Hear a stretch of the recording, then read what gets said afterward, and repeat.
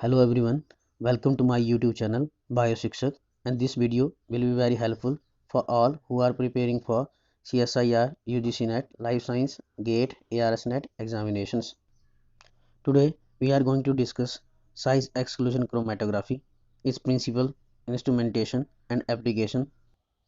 Size exclusion chromatography, it is also known as molecular exclusion chromatography or gel filtration chromatography or gel permeation chromatography. In this technique, separation of molecules occur on the basis of their molecular size and shape. Gels of polymeric compounds have been added to the column. Then this technique exploits the molecular shape property of these porous materials or stationary phase for separating different biomolecules on the basis of their size. Now let's discuss instrumentation of size exclusion chromatography. The main point of any type of the chromatography is that mobile phase containing sample is allowed to come in contact with the stationary phase and the separation is then achieved.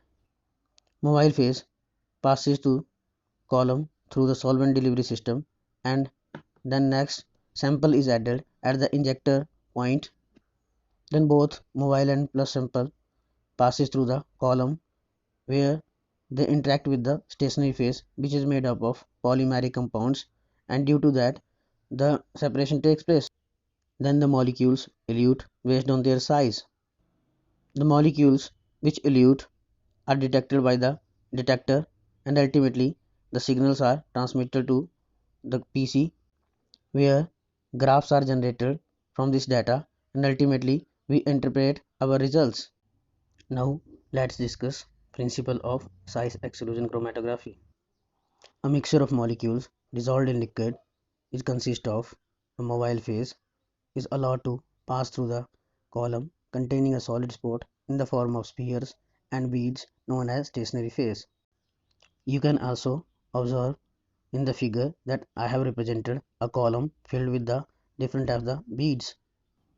These beads are made up of polymeric compounds. The mass of beads within a column is known as column bed.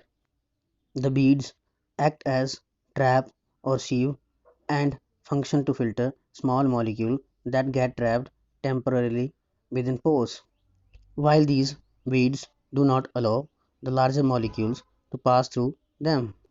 Thus, the larger molecules elute first and smaller molecules elute later. Different biomolecules elute at different rates. Unlike ion exchange chromatography and affinity chromatography, biomolecules do not show any interaction with stationary phase. Let's consider an example that we have two proteins of different sizes and shapes. One is larger in size and around 10 kilodalton represented as black circle, and the second protein is smaller in size and is of 4 kilodalton and represented as red. As our samples are in mobile phase, we will pour this mobile phase containing analytes to be separated into the column. In the column, stationary phase is there in the form of beads. There are different types of the materials which are available for the formation of these beads. Assume that we have chosen Sephardex G25 for the formation of polymeric beads here. Every bead is having a specific exclusion limit. The biomolecules that are greater than this limit are excluded by these beads, or the beads don't allow these larger molecule to enter inside. As I have told you that we are using Sephardex G25, and the exclusion limit for the Sephardex G25 is 1 to 5 kilodalton. It means that it will not allow the molecules which are larger than 5 kilodalton to enter inside. Whenever we will pour our mobile phase containing two different biomolecules inside the column, they are going to interact with the Sephardex beads, as the beads will not allow the molecules which are greater than 5 kilodalton to enter inside. The 10 kilodalton protein in our sample will get excluded by these beads. Hence, it will not be able to enter inside these beads. And the 4 kilodalton protein, which is also present in our sample, is having the lesser size than that of exclusion limit. Hence, these get trapped by the beads and move slowly in the column. On the other hand, the protein, which is larger in size, will be excluded by these beads and hence move fast in the column. There are two paths for the movement of molecules. In this figure, I have indicated the direction of movement of both molecules.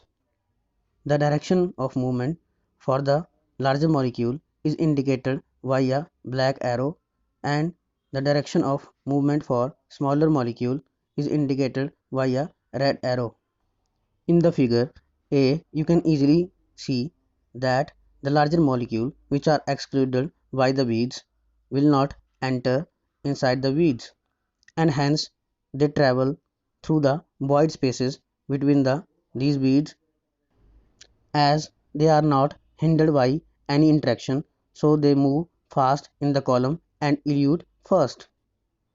On the other hand, in the figure B, red molecules or the smaller molecules are able to enter inside the beads. They first enter inside a bead, then move out of the bead, and then enter the adjacent bead. From this movement, it is clear that they are entering the bead and exiting the bead and following the same pattern. Hence, their movement is hindered by the beads. This clearly indicating that their movement is getting slow inside the column bed. Hence, the smaller molecules elute at last. All these movements are detected by the detector and a graph is generated on that basis. In the figure D, a graph is given which is plotted elution volume against signal, and there are two molecules A and B.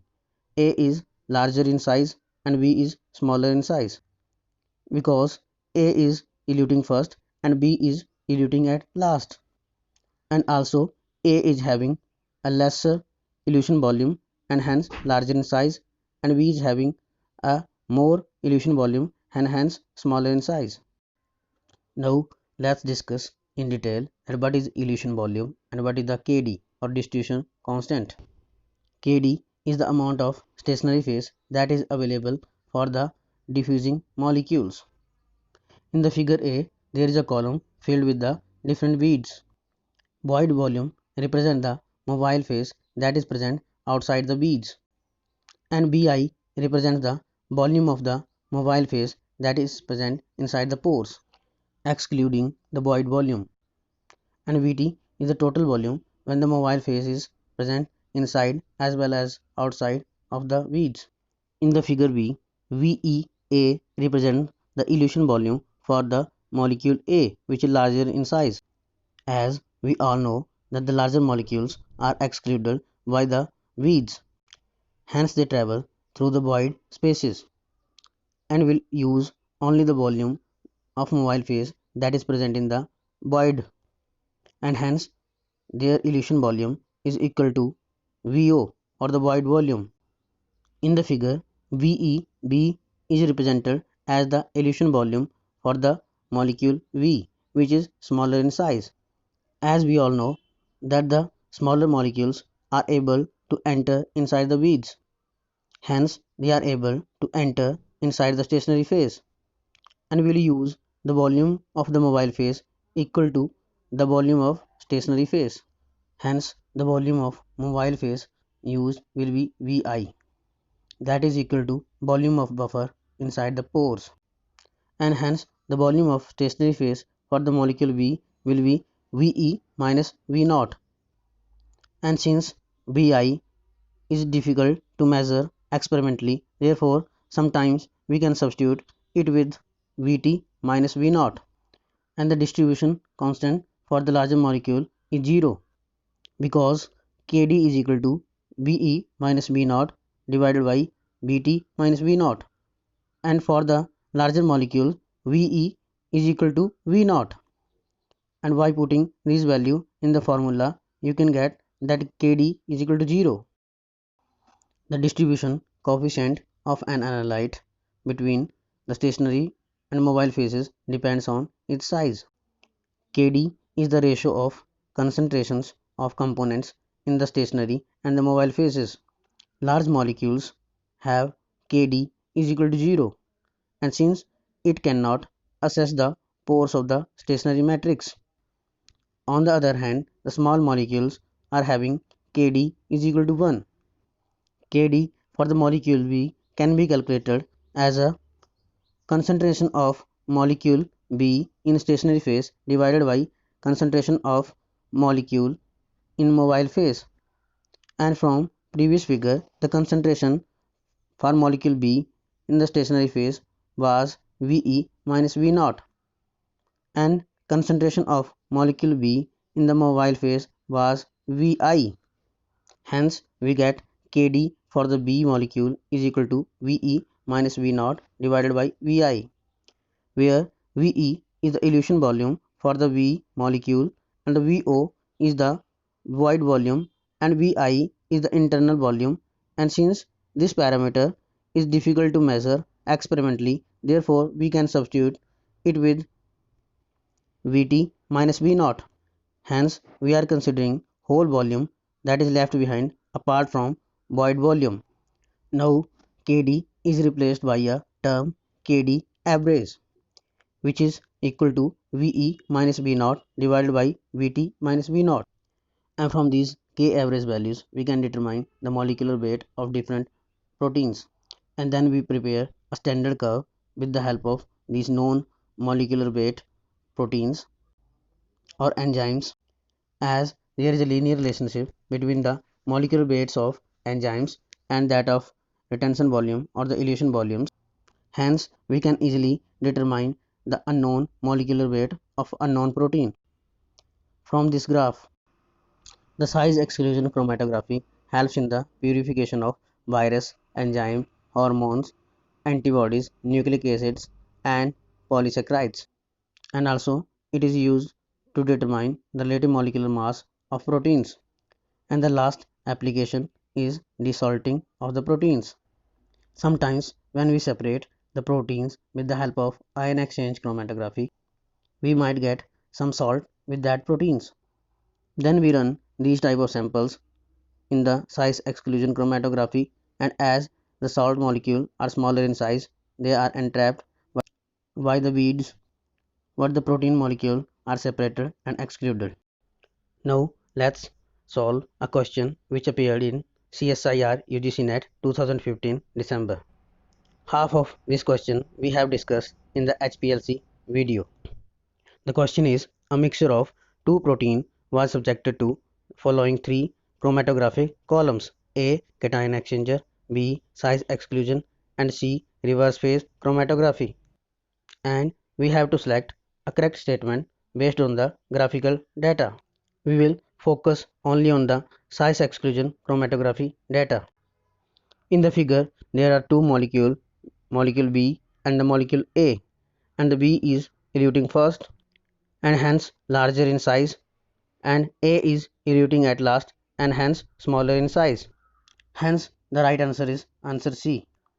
Thanks for watching this video, and don't forget to subscribe to my YouTube channel Bioshiksha, and do hit the like, share and subscribe button.